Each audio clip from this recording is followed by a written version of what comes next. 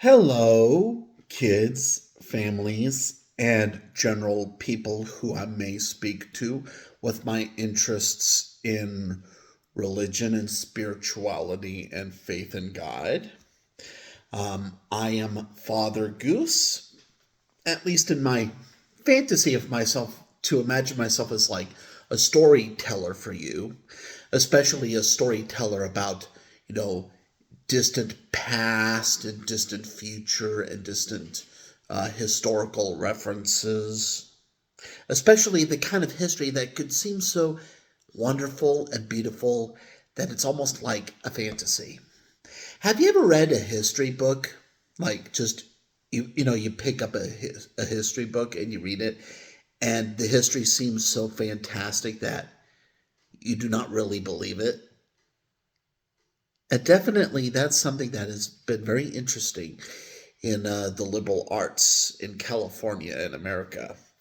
And it's becoming more and more apparent to people that the past often can seem almost like an illusion, even when it really shouldn't be an illusion. And sometimes we hear something that is technically a rumor, but we may feel that it shouldn't be a rumor. And definitely, when we pick up history books, when we pick up, like, let's say, the Bible that I have here, like maybe you go to Dollar Tree and maybe you find a Bible cheap, a dollar Bible. That should help you with your faith in God, of course. But there's also a lot of intellectual and imagination means of information that can get us confused about what it means to have nature and design and the wonders of heaven and hell, you know? So maybe you're wondering, for example, from looking at me in my silly dress here, if these are jewels. My answer to that is they are not jewels. These are basically just play pretend jewels that I got from Goodwill for $3.50. So yeah, I hate to fool you there. Yeah, these are basically worthless jewels. And definitely in the recent times, there has been more of a rising case of what I call worthless jewels, as in like the kinds of jewels that are made maybe of plastic or some kind of mysterious substance from the modern mining industry and everything.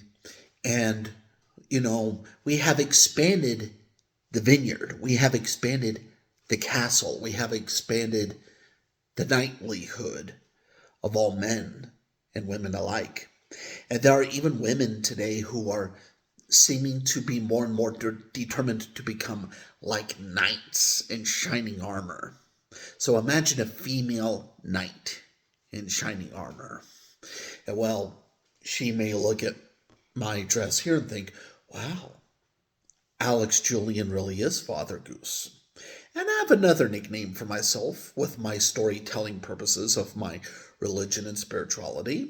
My other nickname is Del Moose Padre, because I am something of a comedian and a spiritual actor with parody about romance languages.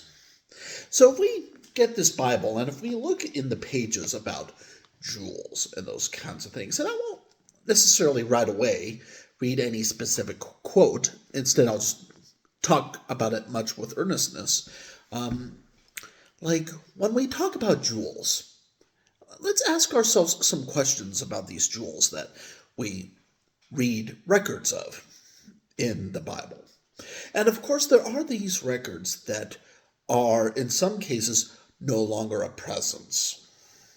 Yes, if I was living thousands of years ago, before there was internet, before there was television, before there was even a lot of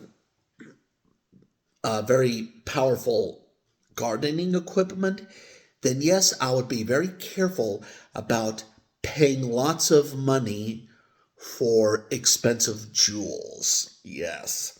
So something like this would be really a no-go in that kind of ancient past era, because there was no eBay, there was no Amazon, there was none of this like 99-cent jewel beads for children at the crafts and fun games section in Dollar Tree or Walmart. Yeah, there wasn't any of that.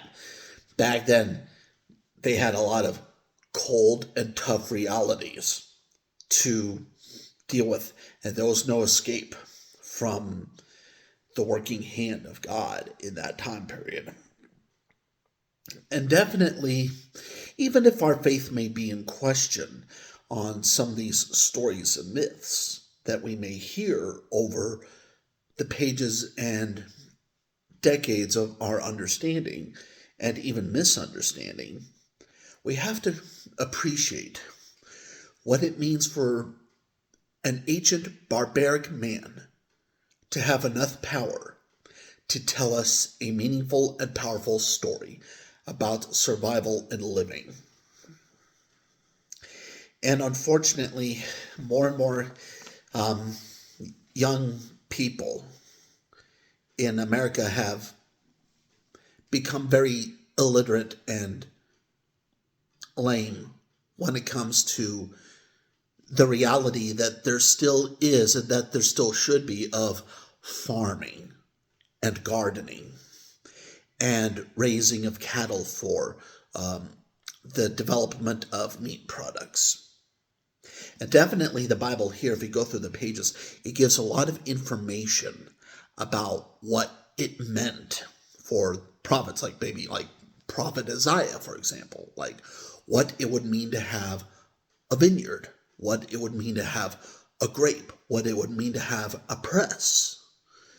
And unfortunately, so many Americans, like when they hear of all this farming stuff, they, especially if they're not experienced in farming, they get into this kind of fantasy land where they start to think that farming is like old MacDonald had a farm stuff, like old MacDonald had a farm. E-I-E-I-O. But I think that song, even when I was a kid, when I thought of that song, I was like, when I heard that song as a kid, I was like, that is not a very intelligent song. Because even when I was a kid, I knew that there were things that were hard to recognize at a farm, such as the sizes of chickens and the sizes of cows and the sizes of fences and pens and buildings, and with how all these sizes could either combine or disorder among the mess of the hall towards harvesting and craft of a farm. And I was really appreciative as a child about how even a stack of hay can seem almost like a working and finishing straw at a fast food place. Because after all, we do have to develop goods. And the Bible is full of all this information that are about goods. And let me ask young people this. If you are so smart about the reality that exists around us, then can you actually tell me all of the truth and evidence that there is about a garden without actually reading this to me and can you actually give me that truth on your own and be your own estimation of the evolution and the eons of infinity for gardening? That's something that even I cannot do. And I know you cannot do it either. And as evidence of this, why don't I read this quote from the Bible? And this is a quote from Isaiah. And it's for this passage in Isaiah on this page between 3 to 10 and 5 to 14. It's a section called Song of the Vineyard.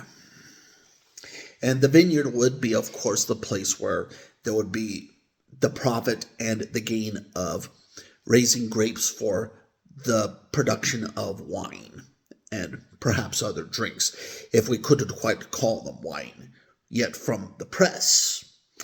But this is a song, and I'm from looking at this section in the Bible, I don't know what the song would sound like. So that's definitely a mystery. But it is a song, and I will, I will not sing it, but I'll read it. I'll just read it as if it's a poem. Just do it that way. I will sing about the one I love, a song about my loved one's vineyard. The one I love had a vineyard on a very fertile hill.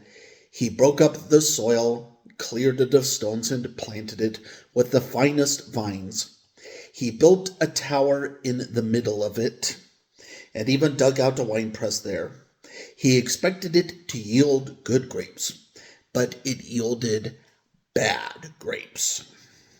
So now, residents of Jerusalem and men of Judah, please judge between me and my vineyard. What more could I have done for my vineyard than I did? Why, when I expected a yield of good grapes, did it yield bad grapes? Now I will tell you what I am about to do to my vineyard. I will remove its hedge, and it will be consumed. I will tear down its wall, and it will be trampled. I will make it a wasteland. It will not be pruned or weeded. Thorns and briars will grow up. I will also give orders to the clouds that rain should not fall on it. For the vineyard of the Lord of hosts is the house of Israel, and the men of Judah, and the plant he delighted in. He looked for justice, but sought injustice, for righteousness, but heard cries of wretchedness. Have a good one.